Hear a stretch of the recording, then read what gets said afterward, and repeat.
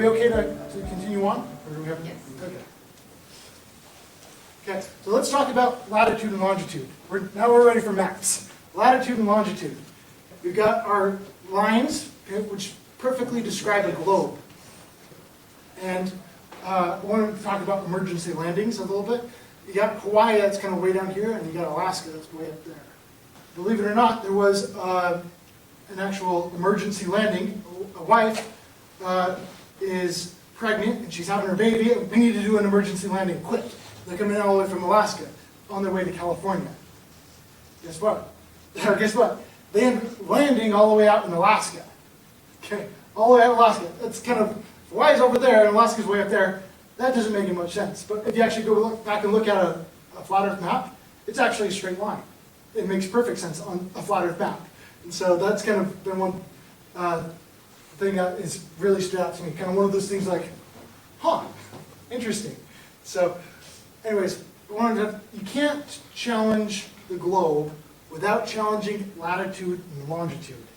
So let's pay attention to this little clip from Neil deGrasse Tyson. He's kind of one of the globe Earth experts out there, science communicators. From that center.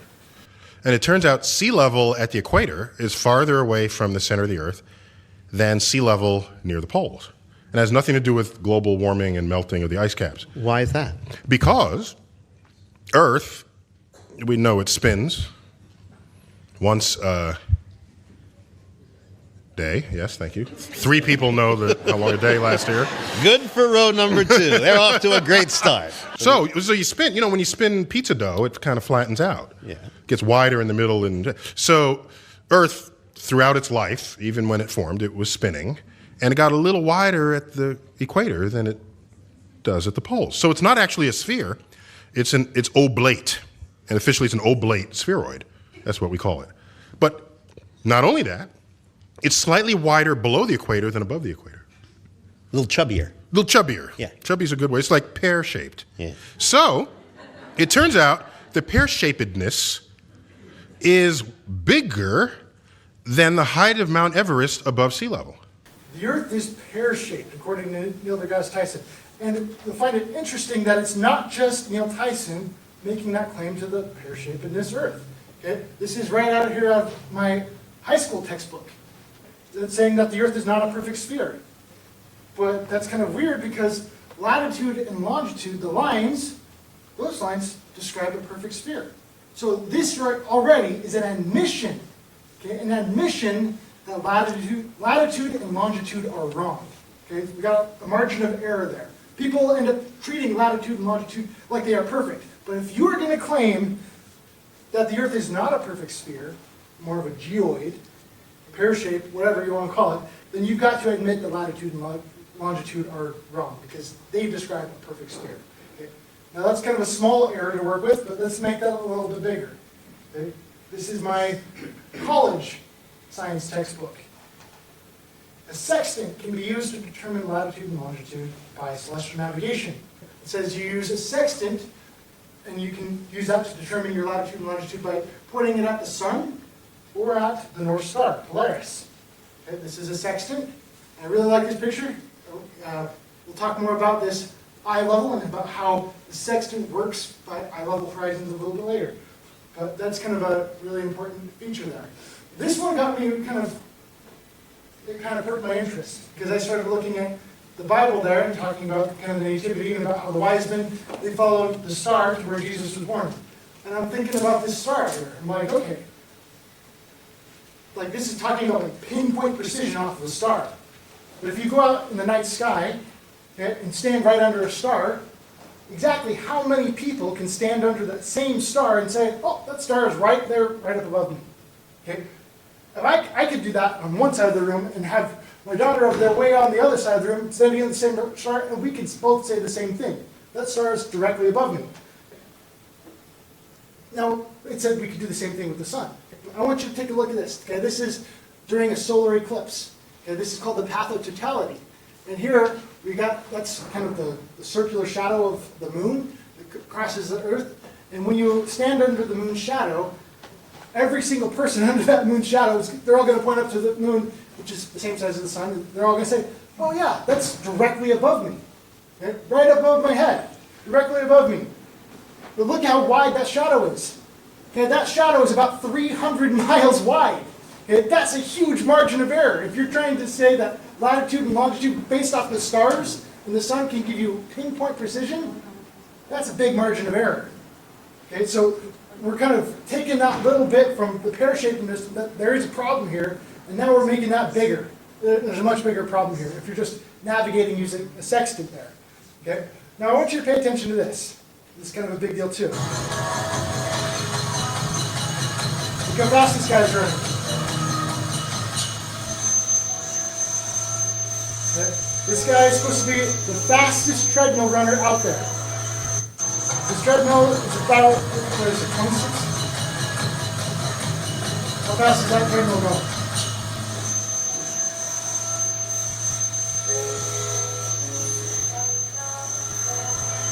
$26 miles? Do you think he's actually going 26 miles an hour? Pay attention to this because this is kind of a big deal. He's not going anywhere. He's kicking his feet, he's running really fast. No. But he's staying right there. He's not running 26 miles an hour. Now, let's pay attention to that when it comes to determining how many of you guys know about nautical miles. You got one person who knows about nautical miles. This is how you determine how fast you're going with nautical miles. Okay? But think about that treadmill as we look at this.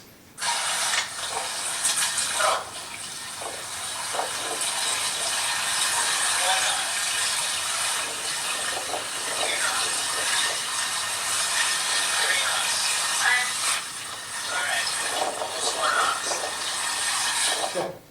That is historically how sailors have determined their speed out on the ocean.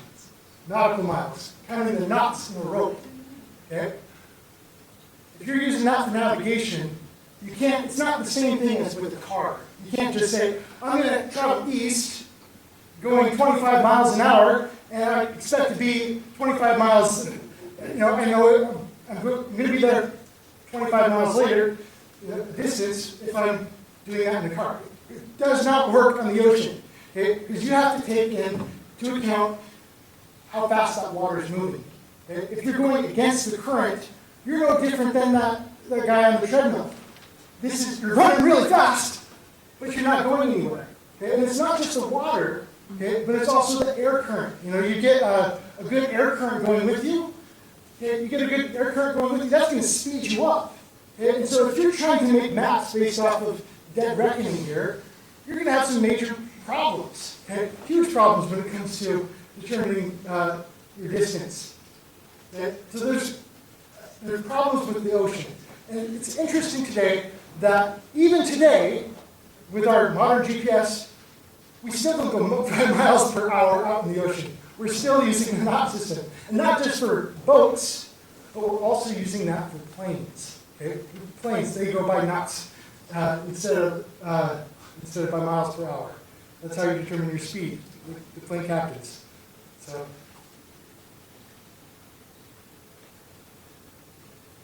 Okay. Now we're going to talk about GPS. Okay. Really?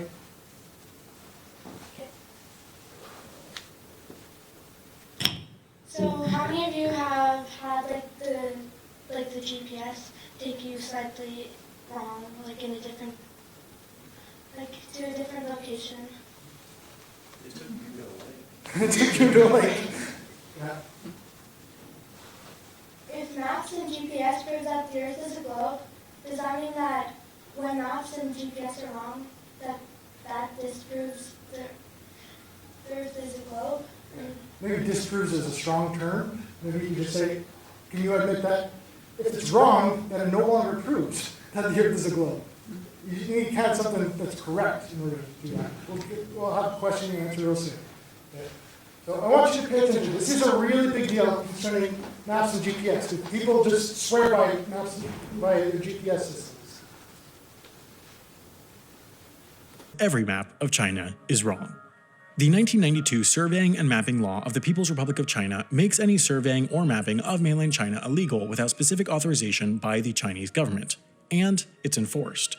From 2006 to 2011 alone, the Chinese government brought 40 cases against people who tried making maps. Everyone from Coca-Cola to 3 British geology students trying to conduct research on fault lines, which is definitely one of the lamest ways to get arrested. Imagine being in prison, having Marco the machete murderer ask you what you're in for, and your answer is cartography. Not exactly hardcore. But according to the text of the law, the Chinese government believes that keeping its geographic data secret is important for development of the national economy, the building up of national defense, and progress of the society. And they've actually gone to pretty extreme lengths to make sure that nobody knows where anything in China actually is. The coordinates it gives you for a location are just not the real ones of that location. It's like fixing your wrong answer on your geography test by crossing out part of your textbook and writing in that actually the capital of Florida is Florida City. So in conclusion, there's no way to know where anything in China actually is.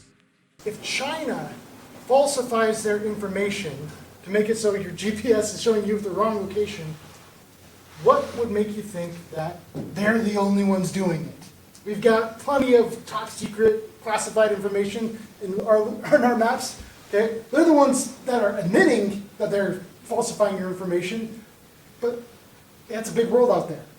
So we've got people who are admitting that they're giving you wrong information with GPS. And we've all witnessed errors in our GPS systems. Okay, so anyone have any questions, comments, or rebuttals on that? On anything that we talked about so far on there? What would be the point of falsifying this information? Like, why, what kind of possible agendas could you think of? Because governments don't do things for no reason. That's too expensive. So spitball some ideas if you could. Okay, so they just talked about China does it for national security purposes. If you want to launch an ICBM, okay, kind of their Capitol building or the Emperor's House of China, now all of a sudden, oh, we're going to go off of this information, and now we missed. Okay, that's their claim. In the end, I'm not really the criminal mastermind here, though I understand the police officers. If you are wanting to, like, that's kind of a point. I've got on my board here the definition of the word conspiracy, and that's kind of a big deal. The definition of the word conspiracy,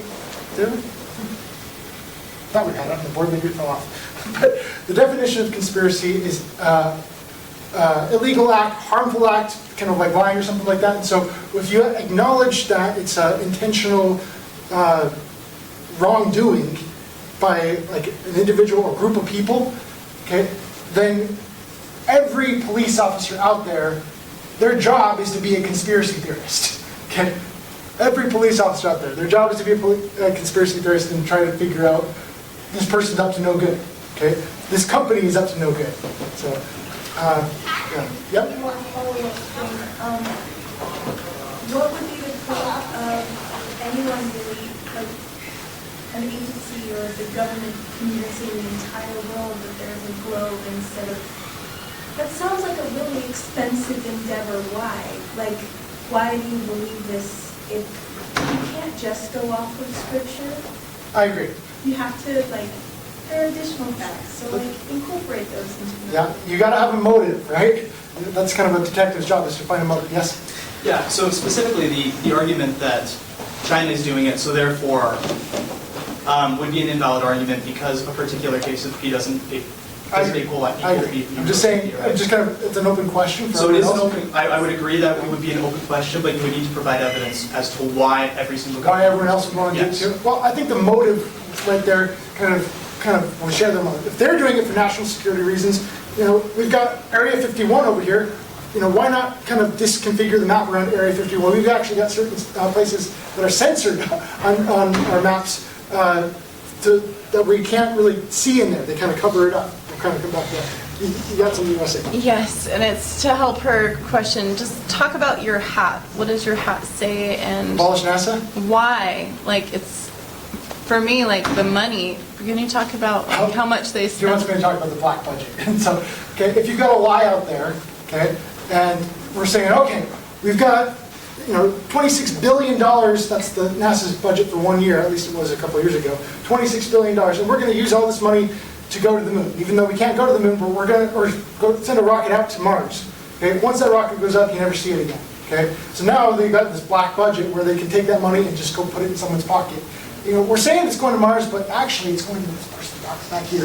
Okay, they don't tell you about that, but that's just kind of I don't really like to dive into all the speculation. There's a million motives out there, and one of the ones that I like when it comes to all this, okay, there's kind of a spiritual war that's going on, at least that's my view of things. And as I see it, the globe earth, evolution, the Big Bang, all this stuff is part of a counter-narrative to everything that the Bible teaches. And so part of the spiritual aspect of it is I acknowledge that there are evil people. You know, Satan is real, and he's actively trying to dissuade us away from everything the Bible says. If the Bible teaches one thing, they want to teach the opposite. And there are powerful people in high places that are kind of pushing that agenda. Just look at California. So, yes. Would you acknowledge that your epistemology is specifically LDS in nature? Well, it's not just LDS. I quoted, But would it be based on LDS teachings, is what I'm asking.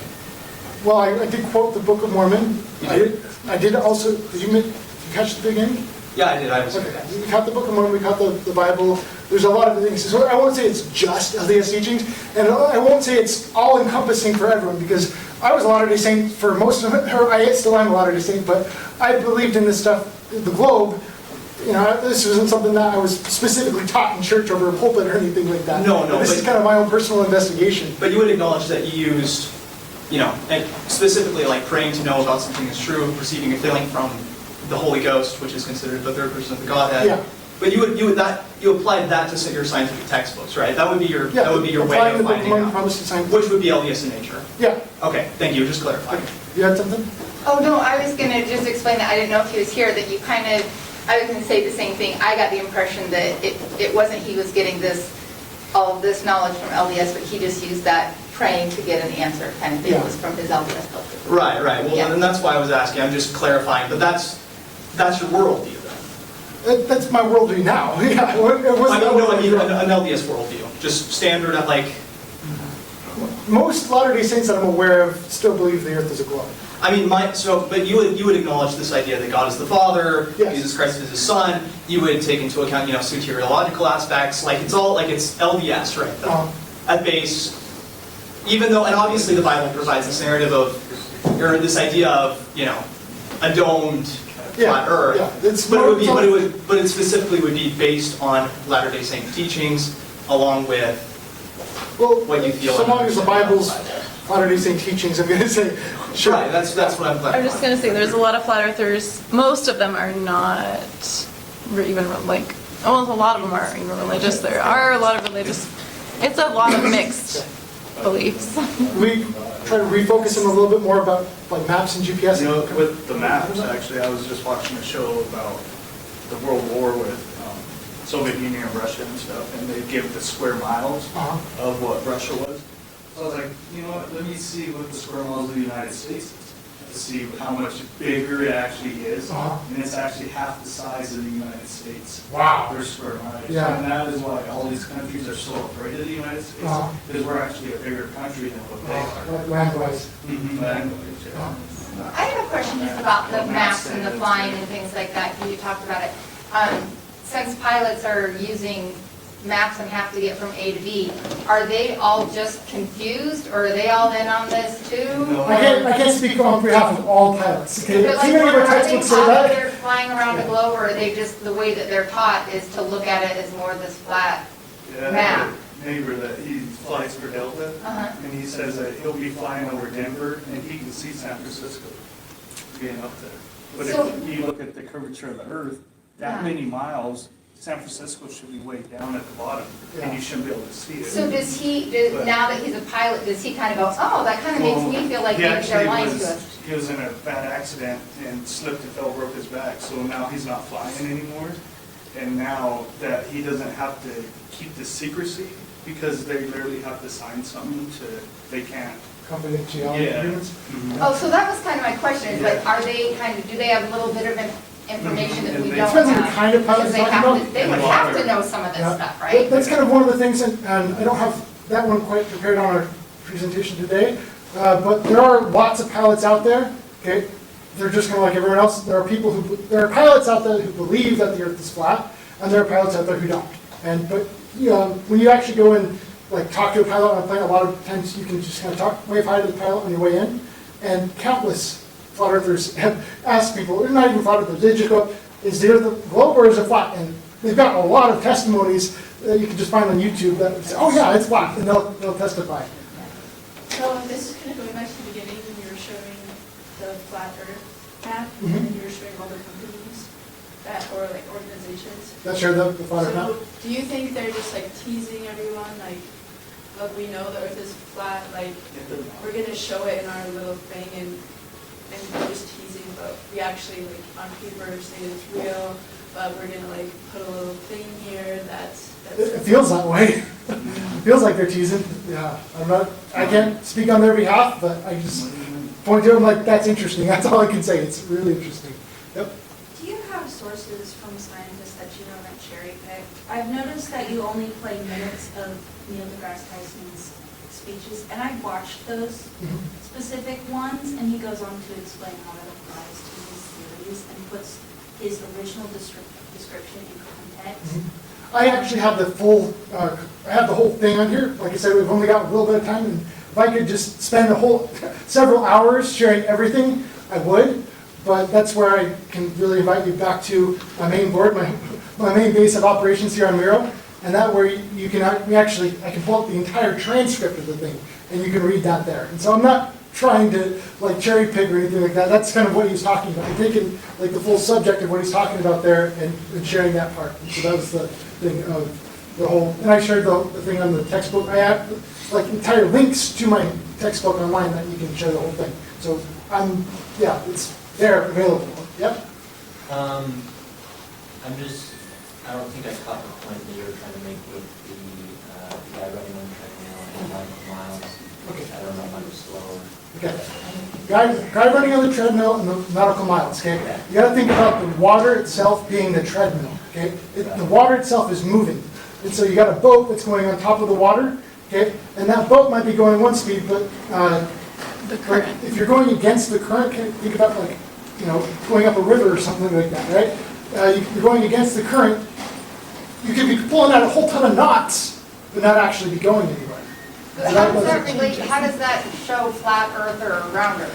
This particularly had to do with determining distance. If people think about latitude and longitude and like navigation. You're saying it's not, that's why it's not reliable. We're kind of breaking that whole in latitude and longitude as being that perfect system that everyone treats it, and kind of extending out the margin of error. Okay. Especially when it comes to like map making and things like that. Would you allow me to express a point by drawing a diagram on your whiteboard? Sure, here. Does it particularly have to do with maps? Yes, I'm drawing that. Okay.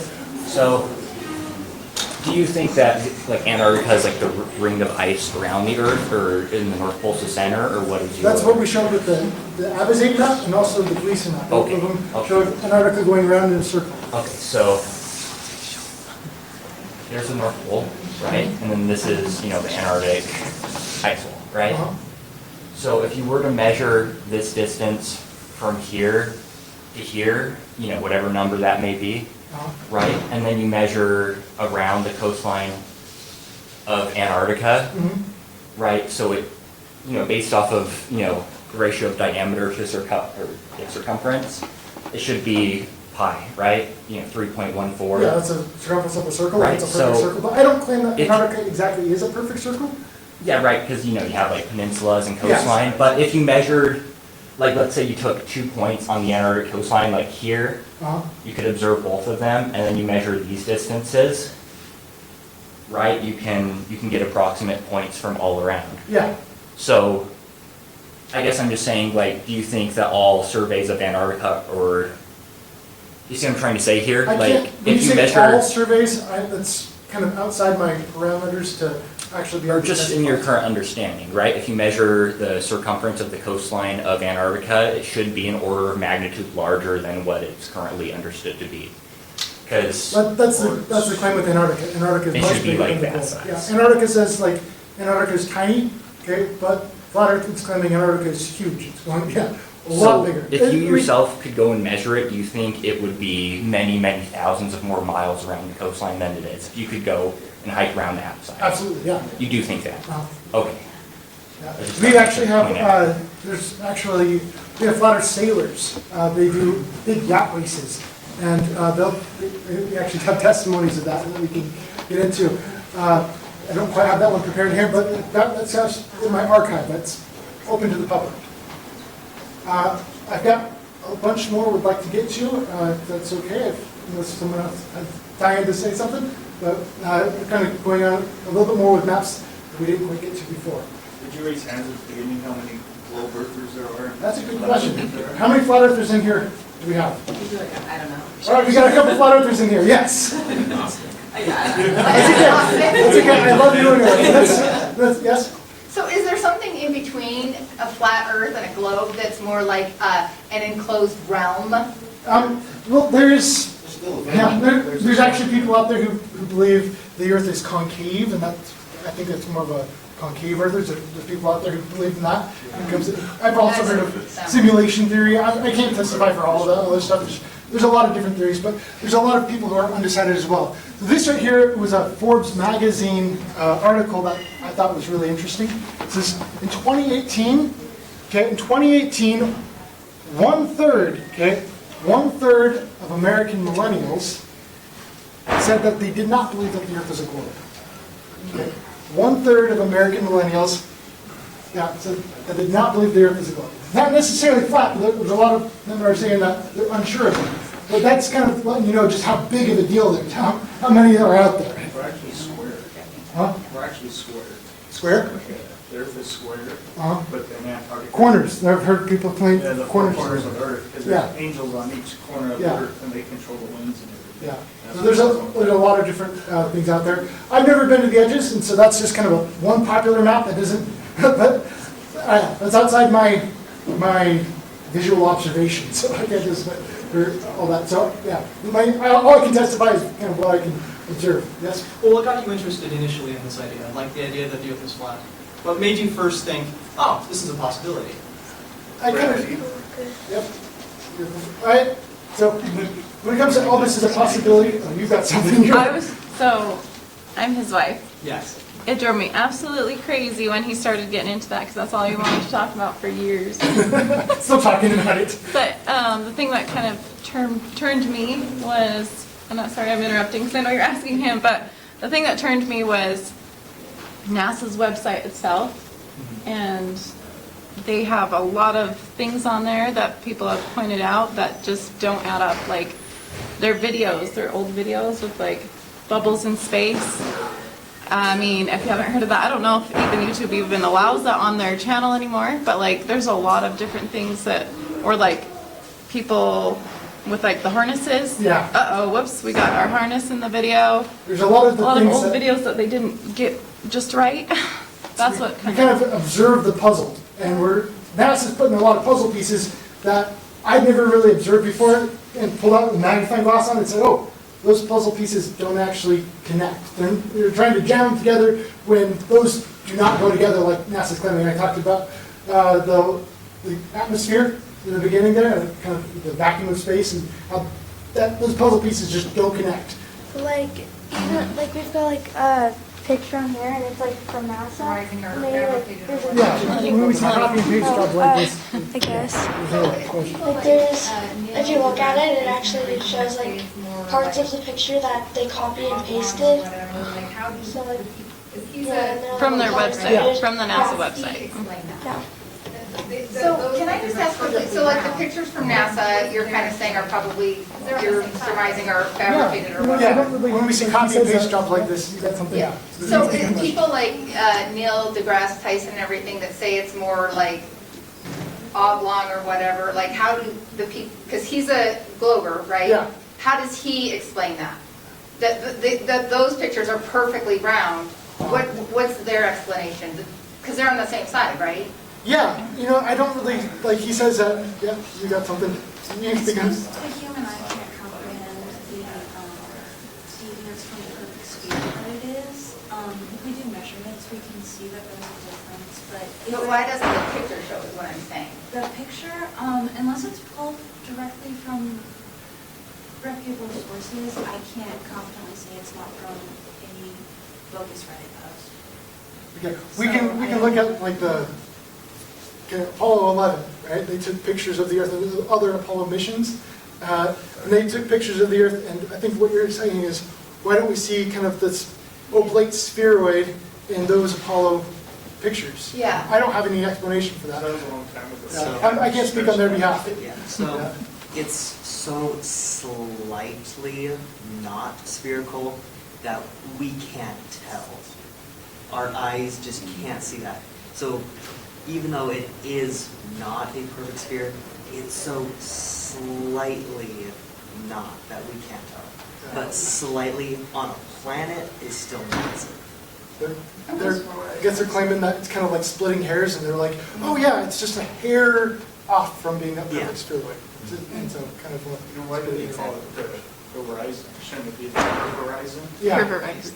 Yeah. Instead of or the Great Salt Flats, shouldn't it be just Great Salt Curves? Yeah. I like that. Yep. I mean, if we're out. So, have you been to the ocean before? Yes. Okay. So, like when you watch a cargo ship or just any boat go over the horizon, why does the bottom disappear first and the top? Great question. We will get to that. We'll get to that. We've got a slide about Yeah, it. we're going to. We wanted to. What'd you say? We've got a slide about Yeah, we it. got a slide about that. We'll come back to that. We got some stuff we want to cover before that. So at least we got someone who's done. Yeah, with those maps, China ones, we can see that they're messed up. We can see the maps don't align. Why isn't that the case with the rest of the world? Is China just... We're going to talk about that. We're going to talk about that. Okay.